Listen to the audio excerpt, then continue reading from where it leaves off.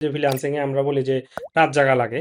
রাত যদি জাগতে চান সেটা আপনার ভিন্ন হিসাব। এটা আসলে আমি কোন ক্লায়েন্টকে টার্গেট করতেছি এটাও কিন্তু মানে ডিপেন্ড করে আমি রাত জাগবো কি জাগবো না। ইউরোপিয়ান ক্লায়েন্টদের টার্গেট করতে পারো। তাহলে তোমার একটা ব্যালেন্সে চলে আসবে। ৪-৫ ঘন্টার একটা ডিফারেন্ট থাকে। ইউরোপিয়ান কিন্তু অনেক বিশাল একটা মার্কেট। ইভেন ইউএসএ থেকেও বড় মার্কেট। যদি টোটাল ইউরোপিয়ান রিজিয়নটা আমরা চিন্তা করি হ্যাঁ। আরকি। জার্মান অনেক বিশাল একটা মার্কেট, নেদারল্যান্ড বিশাল মার্কেট, ইউকে বিশাল মার্কেট। ঠিক কাজ বিশেষ করে আমাদের ট্র্যাকিং এর জন্য ইউরোপিয়ান রিজিয়ন সবচেয়ে বেশি সুইট স্পট কারণ ডাটা সিকিউরিটি বেশি অতিরিক্ত এজেন্সি গুলোতে দরকার হলে মিডিয়া বায়ার থাকবে না কিন্তু ট্র্যাকিং এক্সপার্ট থাকবে যদিও ফান করে বললাম মিডিয়া তো অবশ্যই লাগবে না।